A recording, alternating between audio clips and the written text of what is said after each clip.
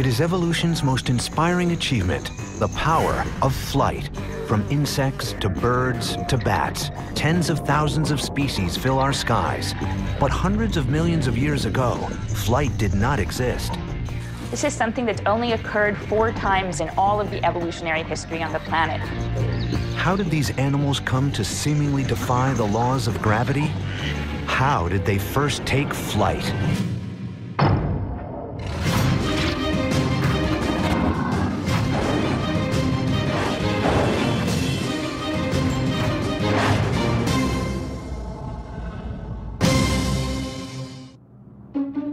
The animal kingdom is composed of millions of species, and the fastest of all of them, the peregrine falcon.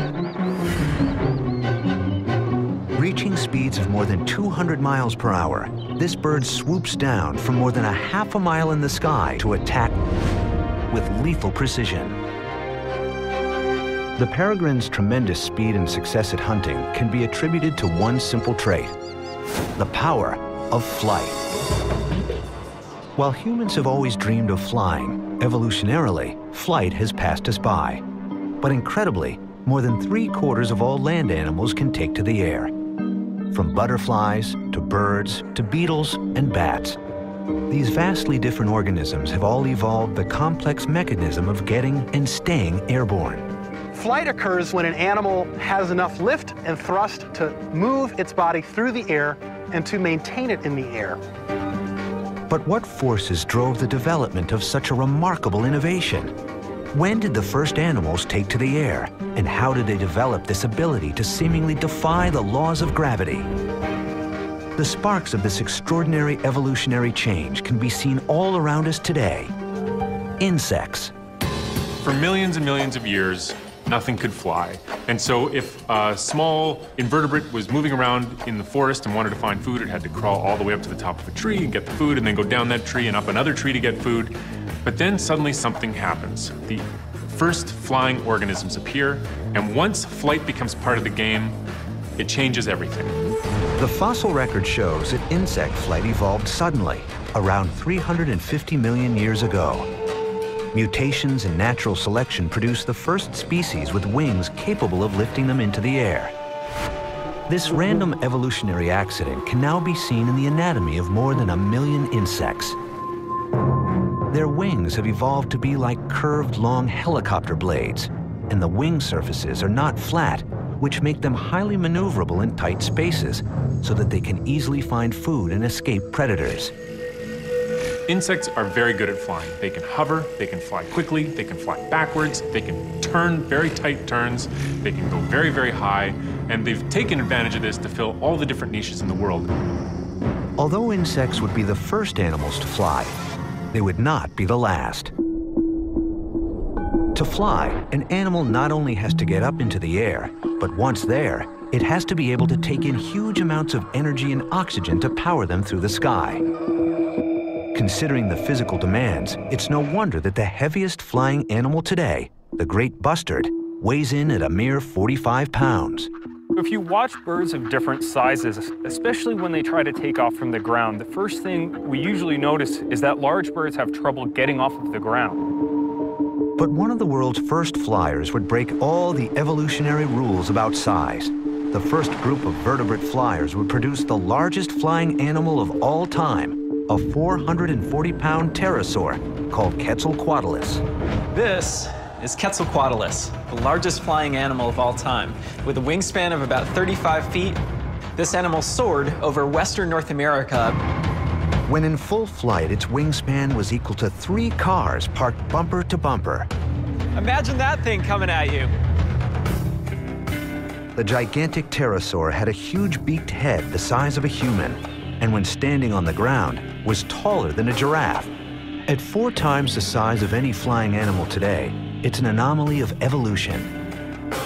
What ecological pressures drove these enormous animals into the sky, and how was it physically possible? Weighing hundreds of pounds, it seems unlikely even its massive wings could have generated enough force to drive it into the air. Pterosaurs lived 220 million years ago, and were the first vertebrates to evolve powered flight. Their name comes from the Greek pterosauro, meaning winged lizard.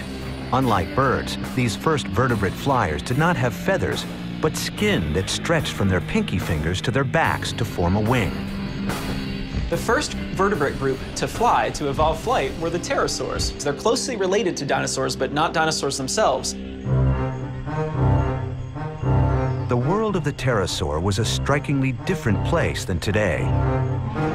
Dinosaurs tower above the canopy, while down below, millions of insects buzz around their feet, along with hundreds of species of reptiles, all competing for resources and food. The ability to fly opened up numerous new ecological possibilities for pterosaurs. One of the earliest ones was probably the ability to catch flying insects on the wing. So these guys could fly, pursue flying insects, grab them and eat them.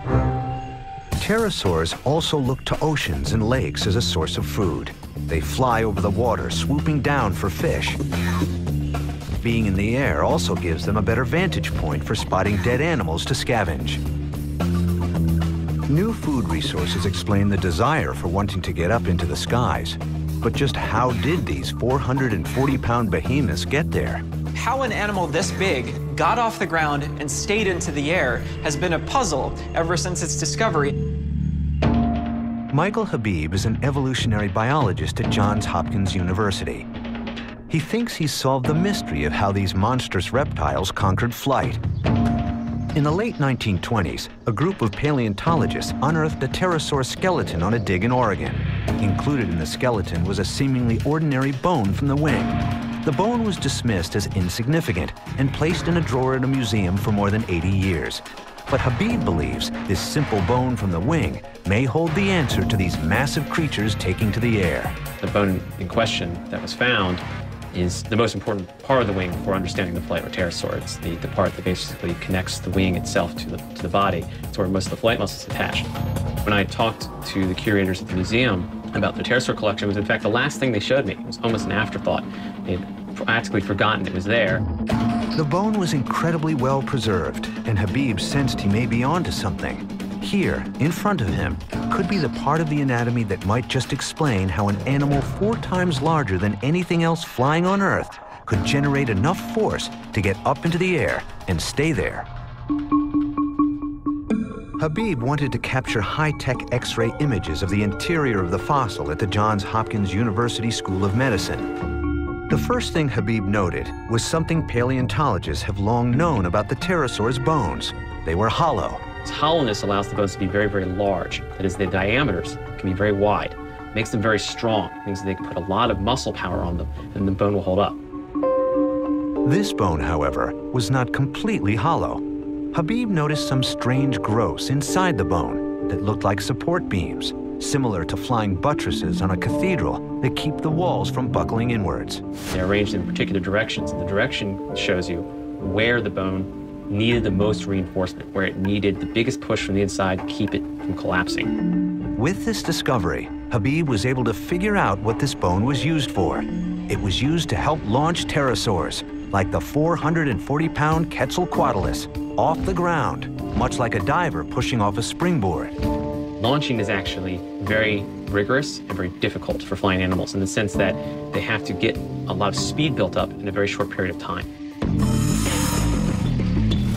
To launch off the ground and into air, an animal has to generate a lot of force, which takes a lot of muscle power. In birds, you see this mostly in the hind legs, because in birds, it's actually not the wings that mostly get the bird off the ground, it's actually the legs. The legs give the initial leap that starts them into the air. The discovery of the internal brace system suggests that these front limbs were strong enough to push the pterosaur up off the ground and propel its huge body into the air. So their wings were more than just agents of flight. They were actually front legs that they used to walk around on and help them push off and into the air. Habib's discovery may go a long way to answering some of the lingering debate about how these large first vertebrate flyers got airborne. But the question remains, why is there nothing this big flying today? The answer may be the size itself of these animals. Large animals need more food to sustain themselves, and in times of environmental distress, catastrophe, animals like this 35-foot wingspan pterosaur would have had a much harder time feeding itself than a bird a fraction of its size. Their size may have eventually led to their extinction, but 150 million years ago, another group of animals was independently evolving the ability to fly alongside the pterosaurs, with different flight strategies naturally selected for their size and anatomy. Interestingly, small birds make up more than half the species of birds in the world. So in the evolution of birds, small birds have arguably been much more successful than their larger counterparts. The bird's inspiration? Not the flying pterosaurs, but flightless killers on the ground. 150 million years ago, during the mid-Jurassic period, life is teeming with new species, not only on the ground, but also far above in the skies. Two separate evolutions of powered flight has given rise to millions of species of insects, and pterosaurs have been soaring high above the canopy for over 100 million years. But they were no longer alone. A new class of creatures was evolving independently alongside them that would take flight to new heights. Convergent evolution is a phenomenon where organisms from two different ancestries evolve similar characteristics in response to similar environmental pressures. And the evolution of flight is an excellent example of convergent evolution. Birds and pterosaurs both evolve similar body plans in response to the need to fly more efficiently. From pigeon to peacock, eagle to sparrow, today there are over 10,000 species of birds on the planet, twice as many as mammals. Exactly when they evolved and how they adapted flight is a 230-million-year-old detective story. But if you know where to look, there are telltale clues. Hey, how's it going? Ironically, the answer to how birds took to the air may lie on the ground. Large flightless birds like emus help trace the origin of avian flight because it is believed that birds evolved not from winged pterosaurs, but ground-dwelling dinosaurs. This animal, the emu, is one of the closest things left on Earth that might be able to tell us what non-avian dinosaurs really looked and acted like. For instance, look at the feet of an emu. You see scales on the feet, like a reptile, and also 3 weight-bearing toes, like a non-avian theropod dinosaur. Theropod dinosaurs stood upright, with hind legs used for support and movement, while short forelimbs were used for grasping and tearing prey. The most famous was the fearsome T-Rex. If we were to look at the foot of a T-Rex and put a T-Rex foot next to the foot of this emu, you'd see many, many similarities and only a few differences. I think the most obvious feature that birds share with non-avian dinosaurs, a feature they inherited from non-avian dinosaurs, is their feathers.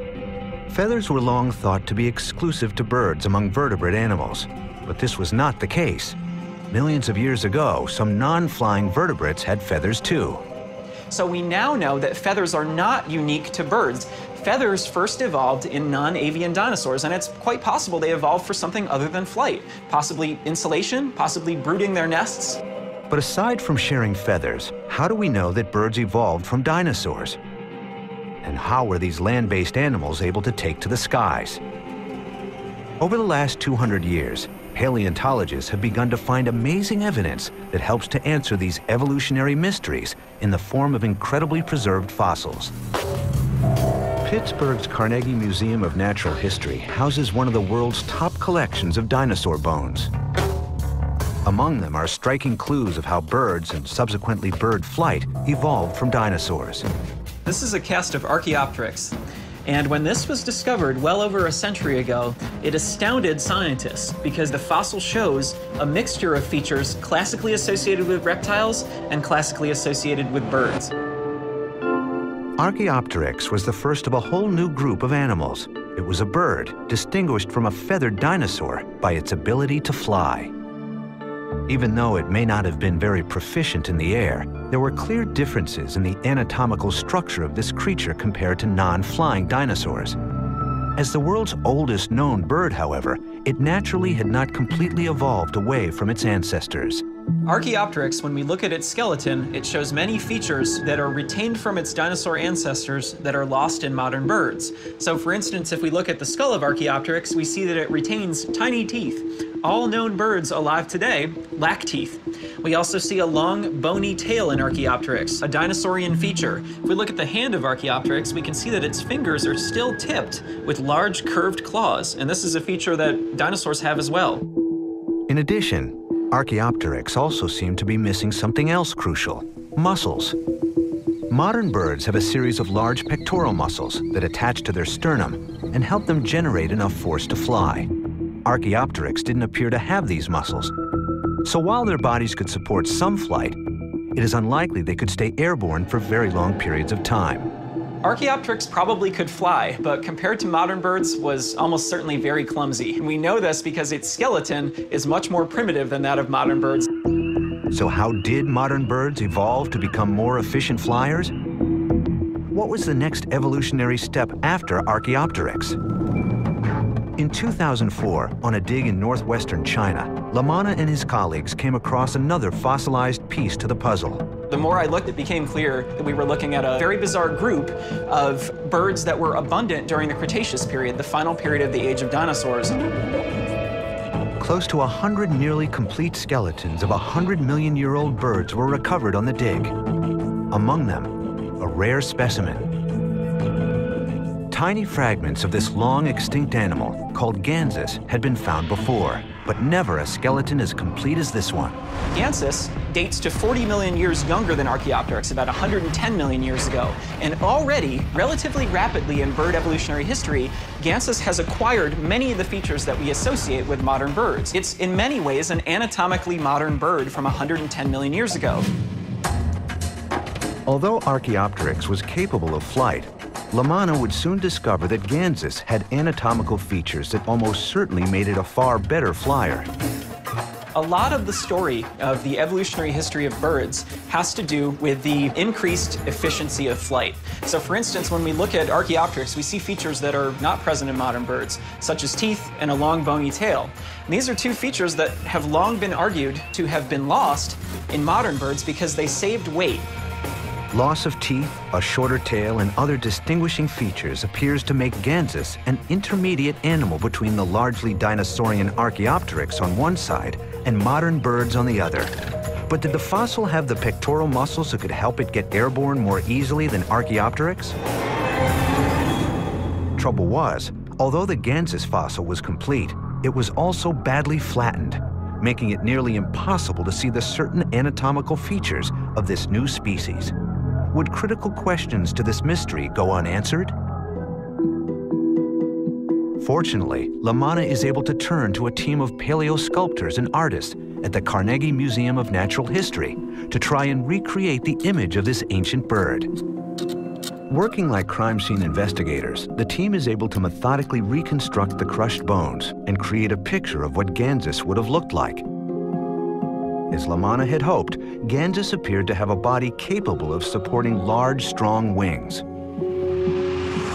The presence of a bony sternum on Gansus means that this creature would have most likely had larger pectoral muscles, compared to the relatively puny ones seen on Archaeopteryx. Today, all flying birds have large muscles, similar to those found in Gansus. This provides them with the strength needed to flap their wings and get airborne. Could Gansus have been the evolutionary step to allowing birds to become more proficient flyers? This guy would have had pretty big pecs, you know, been able to flap his arms with quite a bit of force and probably was a pretty good flyer. The large breastbone that strong flight muscles could attach to is clearly seen in Gansus, as well as fused wrist and hand bones, a short bony tail, and fused ankle and foot bones, also traits in most modern birds. All these features transformed these early flyers from a reptile that could get airborne to a radical new lineage that would spend the majority of its time in the air. Gansus was probably an excellent flyer, probably as good a flyer as are many types of modern birds. Birds are one of the most successful groups of vertebrates, but in order to survive in a new environment, major anatomical changes had to be made. What was useful on the ground would hold them back in the sky. When birds gained the ability to fly from dinosaurs, it came with some costs. They had to lose a few things. The most obvious of which is probably that they don't have any more hands. All the bones of the fingers are now incorporated in the wing, and there are feathers attached to them, so they can no longer manipulate anything with their hands or defend themselves on the ground. Regardless of this cost, however, the fossil record clearly shows that the evolutionary transition from dinosaurs to birds was a great triumph, and over time, birds radiate far and wide. These groups that evolved the ability to fly and diversified into hundreds or thousands of species have gone on to fill many different niches in the environment. Incredible fossils like Archaeopteryx and Ganzis help us to understand what anatomical features define a bird and when they evolved. But what were the environmental factors that send birds into the air? When we're trying to examine the origin of flight, of bird flight, we need to answer a couple of questions, and perhaps the biggest one is, what were the selective forces driving birds into the air? What was happening down on the ground that turned two-footed feathered dinosaurs into masters of the skies? Through the fossil record, we know that birds that were capable of flight evolved from dinosaurs over 140 million years ago. But the biggest mystery of all still remains. What forces would have driven land-based creatures to take to the skies? When somebody asks what was the behavior of a fossil, of course, we're reaching in to an area of speculation, to say the least. How do we explain each of the transitional stages from the bird's dinosaur history to today? Ken Dial, professor of biology at the University of Montana, thinks the answer of how flight first evolved lies not in the bones of long-dead animals, but in the behavioral patterns of those that are living. What we're trying to do is we're trying to borrow from the present to try to interpret the potential behaviors of the fossil creatures. Dial and his colleague Brandon Jackson run an avian flight research center in the foothills of Montana. Their work focuses on uncovering the origins of bird flight. Why do birds need to fly? Why do they want to fly? Dial believes that birds evolved the power to fly slowly. Over time, environmental pressures like escaping predators pushed them towards the sky, and various physical adaptations allowed them to get there. If this is true, claims Dial, many birds may still be hardwired with the behavior of their land-dwelling ancestors inside. In other words, if given the choice between using their wings or their feet, birds will choose to remain on the ground. To test their hypothesis, Dial and Jackson put birds in a position to have to choose between flying and keeping their feet earthbound. They take birds that are fully able to fly and place them at the foot of a ramp with a steep incline. Here we go. What they observe is that these birds choose to run, keeping both feet grounded, rather than fly to the top of the ramp. Changing the steepness of the ramp does not alter the result. Starting with a 30-degree incline, then 60, 75, and finally 90. Each time the bird chooses to run instead of fly. When we look at the angle which they're trying to scale, we've come to learn something very, very special. And that is, if a bird is trying to ascend something that is less than 60 degrees, they can do so easily just with their hind limbs and with their wings tucked to their side. But as soon as they start to scale anything higher than about 60 degrees, you'll automatically see the wings jump into the whole process. Dial has termed this behavior wing-assisted incline running. At these steeper inclines, the bird's flapping wings provide additional power to support the hind limbs and assist in keeping the bird's body from falling down the ramp. Instead of making a big jump from running on the ground to flying, running up inclines with the wings assisting their legs provides small, incremental, evolutionary adaptive stages for the birds to slowly grow larger and larger wings and more powerful flight apparatus. At a 90-degree angle, the wing beat frequency and force produced approaches that needed for flight. So if we were to take a bird running on a 90-degree ramp, a vertical ramp, and then take the ramp away, the bird would not have to change a thing. It wouldn't have to change its wing stroke angle, and it wouldn't have to change its wing beat frequency, and it would be flying. Could the desire to keep their feet on solid ground instead of flying be a remnant of their evolutionary past? We think that they have this ingrained in their neurocircuitry, that if their feet are touching the ramp, they have to run up it. It is possible that they stayed earthbound because for the millions of years before they could fly, their dinosaur ancestors were land dwellers.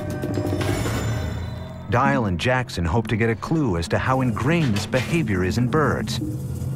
They conduct the experiment again this time using baby chicks that haven't yet learned to fly. The result? The same as with the adult flying pigeons. The baby chicks run up the ramp, and as the incline gets steeper, they flap their little wings harder and faster. Jackson believes that this behavior can explain the evolutionary steps that the dinosaur ancestors of birds, those without fully formed wings, may have taken to develop the adaptations needed for true flight. Over millions of years, most likely, theropod dinosaurs went from running on level ground to running up shallow inclines. And when they hit 60 degrees, they had to start using their pre-wings, their flightless little forearms. Now, over millions more years, they moved from being able to run up 60 degrees to being able to run up 70 degrees, and then 80 degrees, and then finally vertical. The incremental steps over many millions of years produce bigger wings, stronger muscles, and more fine-tuning of the wing stroke, which natural selection acts on, and bird flight evolves. What were the selective forces driving birds to develop a full wing and the ability to produce significant aerodynamic forces? One of the strongest selective pressures out there is the risk of predation. The ancestors of birds were small bipedal theropod dinosaurs. They only used their hind limbs for moving. To avoid predation, they could try and outrun a predator, or they could run up obstacles to get away. By gaining some kind of elevated refuge, they are safe. Over time, the chase between predator and prey grew more intense. And to get away, these small theropods had to develop the ability to run up steeper and steeper inclines to escape, until they had the power needed for flight. Once in the air, away from the predators below, birds could also take advantage of other benefits, such as more diverse and readily available food sources. Flight allows birds to exploit niches that non-flying animals cannot exploit. The ability to soar over a prairie and hunt for small rodents, like hawks and eagles do, is only available as a niche to flying animals. Dial's experiment may have finally proven how and why birds first took to the sky. But how do they defy the laws of gravity and stay up there? Once birds had evolved and taken to the skies, the question still remains, how do they seemingly defy the laws of gravity and stay up there? The simple answer would seem to suggest by flapping their wings. But the evolutionary process that allowed birds to successfully take to the skies would require several unique physical adaptations. Insects, the first animals to fly, are very lightweight and so don't really require much energy to stay airborne. And unlike birds, they don't stay in the air for prolonged amounts of time. Vertebrate flyers like birds are bigger and need huge amounts of energy to be able to produce the aerodynamic forces needed to propel them forward. The primary engine to produce these forces for birds are their wings. In an airplane, you have an engine and a wing, and the engine produces forces to overcome drag, and the wing produces forces to overcome gravity. But in a bird, the wing produces both thrust and lift. Evolutionarily, birds have perfect physical features for life in the skies. Their wing is naturally curved on the top and relatively flat underneath. Lift is created by faster air flowing over the top, causing it to be pulled up, as well as increased pressure pushing against the bottom of the wing. And when they flap their wings, they generate enough force to propel themselves through the sky and not just glide. As far as we know, birds produce all of their aerodynamic forces in the downstroke. So they move their wing from above their body using their pectoralis muscle, drive the wing down, and that produces all of the lift and all of the thrust. 95% of the power required for this downstroke comes from a single muscle, the pectoral muscle. On average, about 1/5 of a bird's body mass is devoted to this main muscle that powers flight. As this muscle evolved to get larger over time, it was able to create even more energy and make birds even better flyers. Also crucial to bird flight is orientation. Birds have the unique ability to always tell what is up and what is down when they are moving through the air, especially when they are turning. Airplanes have thousands of dollars worth of equipment to find the horizon, but birds don't have any of that. Instead, they have all of that in their head, in their brain. One thing that they have is essentially like an internal gyroscope. If you take a bird and rotate it, its head stays essentially level. This is in stark contrast to most mammals, which have a large muscle anchoring their skull to the neck, so the head goes where the body goes. So when birds turn, they bank their whole bodies, and they have to keep their head perfectly straight so that they don't lose track of where the ground is. But it may be another advancement that has proved the most crucial in birds evolving the power of flight. The key to virtually every land animal's success is the ability to process oxygen. In order to be able to have enough energy for flight, birds have developed a revolutionary use of oxygen. The problem is that they need to take in huge amounts of energy and oxygen. The secret lies in the bird's internal structure. Birds, like pterosaurs, have hollow bones that connect to sacs filled with air. These pneumatic bones are really the footprints in the skeleton of an air sac system. An air sac system is there to provide the oxygen that flight requires.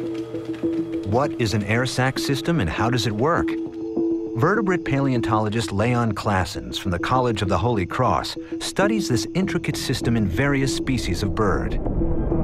Unlike mammalian lungs, which expand and contract when you breathe in and out, lungs in birds are fixed in size. They never change in volume when fresh oxygen-rich air is inhaled and used carbon dioxide-rich air is exhaled. But what a bird has to actually move air around in its respiratory system is a whole series of what are called air sacs, which are balloon-like extensions that hook up to the various airways.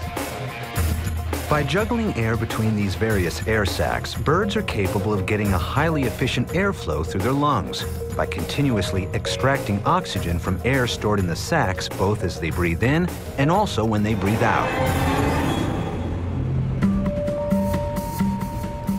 At Harvard University's Concord Field Station, Claessens and his associates use an X-ray video technique called cineradiography to observe how this unique air sac system works.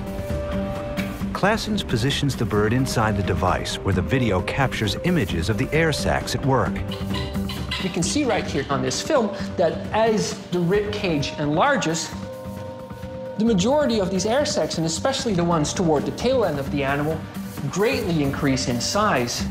These air sacs allow the animal to continuously shift air around as and when they need it, and provides them with a highly efficient breathing apparatus that is unique to birds.